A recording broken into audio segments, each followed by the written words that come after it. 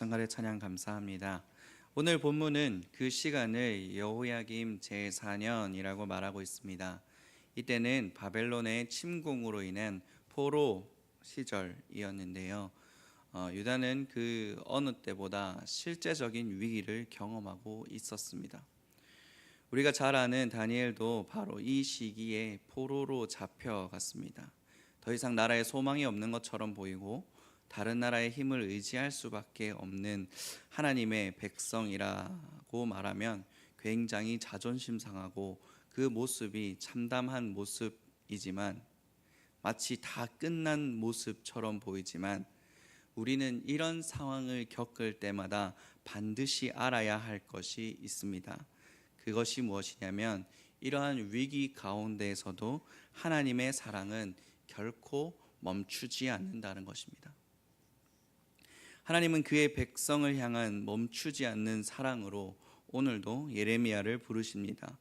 그리고 하나님의 말씀을 다 기록하라고 말씀하십니다. 기록이 우리에게 주는 중요한 부분이 있는데요. 우리의 삶에서도 이게 수첩을 가지고 다니면서 꼼꼼하게 기록하는 습관을 가지고 이런 이미지를 주지 않습니까? 실제로 그 수첩에 놓치지 않고 기록하는 것은 내가 무언가 중요한 것, 소중한 것을 잃어버리지 않기 때문에 그런 습관을 가지게 된 것이죠. 귀로 들은 것은 시간이 지나면 헷갈리기 마련입니다. 언제 그랬냐는 듯이 그 모든 기억을 잃어버릴 때가 있다라는 것이죠. 그러나 기록은 그렇지 않습니다. 내 기억에서 지워진다 하여도 기록은 그대로 남아 있는 것이죠. 그리고 몇 년이 지나도 딱 그 기록을 보기만 하면 그때의 기억이 어느 정도 되살아나는 경험들을 아마 우리 모두가 했을 텐데요. 예전에 그런 일이 있었지 하면서 그 사실들을 다시 떠올릴 수 있더라는 거죠. 오늘 하나님께서 예레미야에게 하나님의 말씀을 기록하라 하신 것은 그 말씀이 세월이 지나도 변함없다라는 것을 단적으로 보여주는 본문입니다. 과연 그러면 그 내용은 무엇일까요? 악한 길에서 돌이키라. 우리 어제 본 말씀에서 했던 내용과 동일하죠. 그러면 그 악과 죄를 용서하리라 라고 말씀하고 있습니다. 그 기록은 그간 요시야 때부터 여호야김 시대에 이르기까지 하나님이 말씀하신 모든 것을 기록했고요, 또 유다에게 임할 예언된 재앙에 관하여 기록하라고 하셨습니다. 하나님은 그간 유다의 행실 또 그에 따른 재앙에 관하여 말씀하시면서 이제는 더 이상 악한 길을 걸어가지 말고 하나님께 돌아오기를 원하고 계시다라는 것입니다. 이것은 마치 우리 하나님과 우리 사이의 계약서와도 같습니다. 여전히 죄의 길에 머물러 있을 것인가, 아니면 하나님의 말씀에 순종하고 죄를 버리고 하나님께 돌이킬 것인가. 오늘날 우리에게도 그 말씀이 주어져 있음을 믿습니다. 하나님의 말씀이 우리에게 주어진 이유는 우리가 이 말씀을 통하여 우리의 죄를 깨닫고 뉘우치고 하나님께 돌아가기 위해서입니다. 우리가 구원을 말하고 회복이라 말하는 이 모든 과정이 다 이 말씀을 봄으로 통해서 얻어진다라는 것이죠. 우리 교회는 그렇지 않지만 오늘날 많은 교회들이 죄에 관한 이야기를 하는 것을 굉장히 꺼려한다고 합니다. 서로 불편하다라는 이유이죠. 그래서 죄에 관한 언급을 피하고 회개에 관한 강력한 촉구를 꺼려한다라는 것입니다. 물론 그렇게 한다면 잠깐의 우리의 마음은 편할지 모르겠습니다. 내가 무슨 죄를 지었는지, 내가 어떤 죄 가운데 있는지 지금 당장, 오늘 당장 생각하지 않아도 되기 때문에 지금 잠깐은 편할지 모르겠지만 나도 모르는 사이에 하나님으로부터 멀어지고 심지어 원수가 되며 마귀에게 기회를 주고 있는 것 아니겠습니까? 오늘 본문은 하나님의 말씀을 보고 있는, 그 말씀을 믿고 있는 우리에게 회개하라고 말하고 있습니다. 그리고 돌이키라고 말하고 있습니다. 더 이상 불편하다는 이유만으로 우리가 짓고 있는 죄를 내버려 두지 않기를 바라고 있다는 것이죠. 그렇다면 그 죄가 무엇입니까? 오늘 본문은 어제의 본문에 이어서 그 죄를 하나님으로부터 멀어지는 것, 우상 숭배라고 말하고 있습니다. 에이, 목사님, 새벽기도 나오는 사람들에게 우상 숭배라니요. 그런데 그렇게 신앙생활을 잘해도 우리의 마음에, 우리의 몸에 어느샌가 하나님의 자리를 넘보는 수많은 것들이 있음을 우리 경험하지 않습니까? 사업의 문제, 자녀의 문제, 남편과 아내의 문제, 건강과 재정, 수많은 것들이 내 마음속에서 하나님의 자리를 놓고 다투고 있다는 것을, 그래서 우리를 막 그것들이 흔들어 놓는다는 것을 늘은 아니더라도 때때로 우리가 느끼고 살아간다라는 거죠. 우리를 그냥 내버려 두지 않습니다. 마귀에게 이게 얼마나 소중한 최고의 기회겠습니까? 우리는 사실 이 죄를 굉장히 거창하게 생각하는 면이 있습니다. 정말 경찰관이 바로 잡아갈 만큼 그런 죄를 지어야만 이것이 죄다라고 인식한다는 것이죠. 그러나 성경은 이 죄를 그렇게 거창한 죄만 죄라고 말하고 있지 않습니다.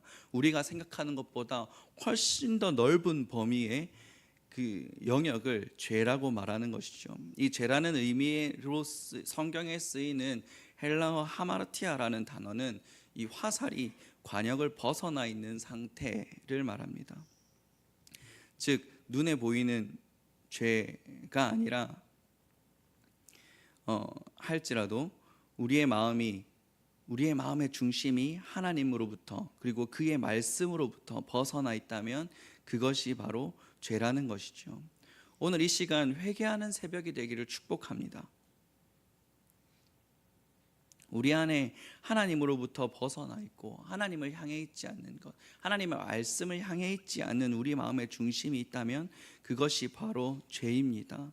어쩌면 이 세상의 모진 풍파와 유혹으로 우리의 활이 뒤틀려 있지는 않습니까? 그렇다면 오늘 이 새벽에 회개를 통하여 우리에게 주신 관역에 정조준할 수 있는 시간이 되시기를 간절히 바랍니다.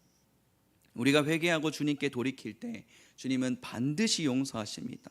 구원의 은혜를 베풀어 주신다는 것입니다. 오늘 이 새벽에 그 은혜를 경험할 수 있기를 간절히 축복합니다. 계속 말씀을 이어보겠습니다. 오늘 본문은 한 사람이 등장합니다. 그의 이름은 바룩입니다.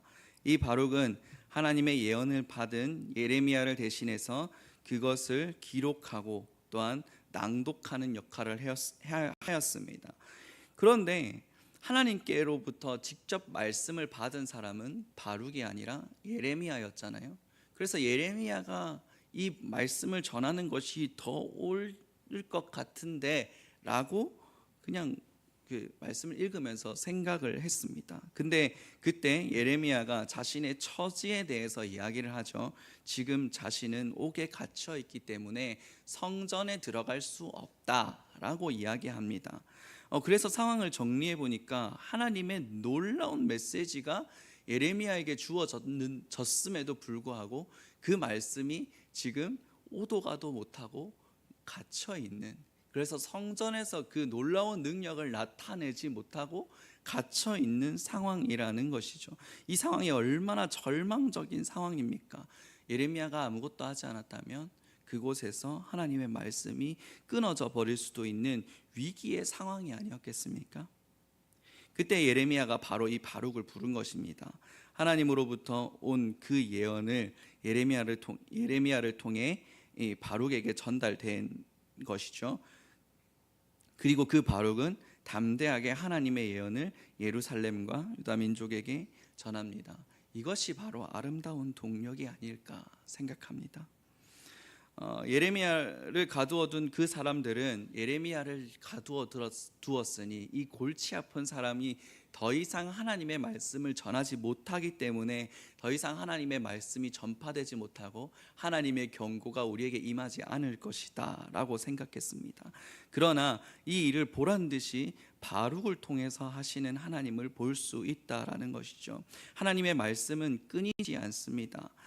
그리고 그 말씀이 어디에까지 가냐면 소문의 소문을 통해서 고관들에게까지 전파되는 것이죠.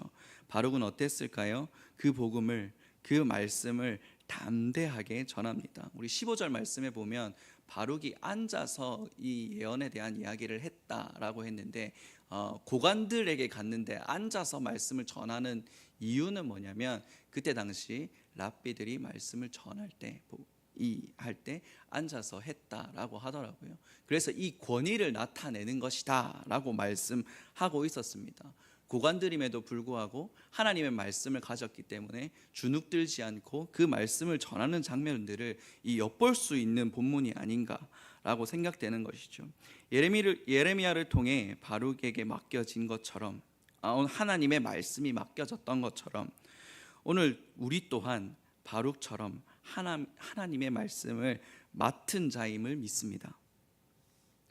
그럼 그 말씀을 이 세상 가운데 또는 이 세상 가운데 그 말씀이 전해지는 삶을 살아야 한다라는 것이죠.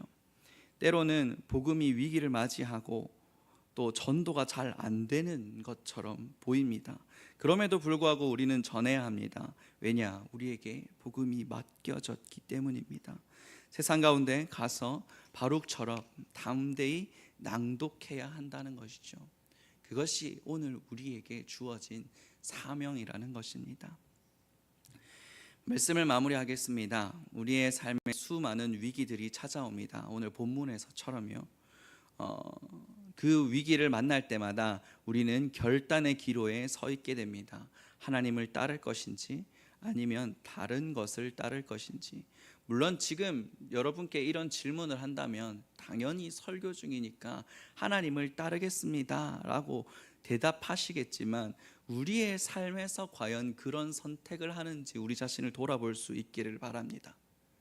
그 화살의 이 방향을, 조준을 관역을 향해서 되돌릴 수 있기를 진심으로 바랍니다. 다른 것이 회개가 아닙니다. 내가 죽을 죄를 지었기 때문에 하나님 앞에 회개하라는 것이 아니라 하나님을, 나의 몸과 마음이 하나님을 향하고 있는지 다시 한번 점검하시고 그것을 위하여 간절히 부르짖는 회개의 새벽이 되시기를 진심으로 축복합니다. 또한 복음을 들고 있지만 여러 가지 시험 때문에 주저하고 있다면 그 복음의 능력이 주저하고 있는 우리의 모습이라면 이 복음의 능력을 믿고 세상 가운데 담대히 나아갈 수 있는 저와 여러분이 되시기를 바랍니다. 하나님의 말씀이 바룩이 그랬던 것처럼 저와 여러분을 통해서 세상 가운데 들려지기 원합니다. 말씀의 능력이 있음을 믿습니다. 내가 능력이 있고 내가 실력이 있기 때문에 이 복음이 전해지는 것이 아니라 하나님의 말씀 그 자체의 능력이 있기 때문에 하나님은 우리를 통하여 이 세상 가운데 놀라운 일을 행하실 것입니다. 그 하나님을 믿고 그렇게 살아가는 우리 모든 석관중앙교회 성도님들 되시기를 진심으로 축복합니다. 기도하겠습니다. 사랑의 하나님 감사합니다. 오늘도 우리가 주님의 말씀 앞에 섰습니다. 그리고 내 마음속에 하나님의 자리를 위협하는 수많은 것을 봅니다. 오늘 이 시간 그 모든 것을 제하여 버릴 수 있도록 주님 도와주시옵소서. 또한 하나님의 말씀을 맡아 세상 가운데 담대히 전하는 것이 우리의 사명이라면 그것을 실천할 수 있도록 용기와 힘을 허락하여 주시옵소서. 이 새벽에 귀한 찬양으로 섬겨주신 우리 권사님들 축복하여 주시고 평생 하나님을 찬양하는 귀한 삶을 살 수 있도록 지켜주시기를 바랍니다. 여러 가지 기도 제목을 가지고 나온 성도님들이 있습니다. 그 기도 제목들을 다 들어주시고 응답하여 주시옵소서. 감사합니다. 살아계신 예수님의 이름으로 기도드렸습니다. 아멘.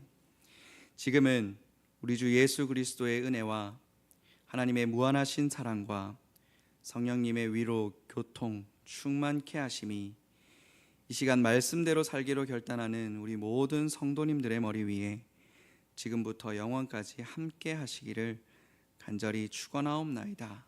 아멘.